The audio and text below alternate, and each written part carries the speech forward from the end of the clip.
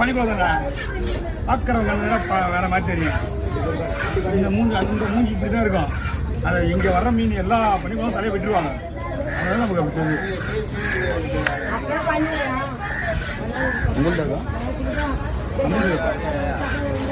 சூப்பராக நான் பண்ணி என்னப்பா சரிங்களா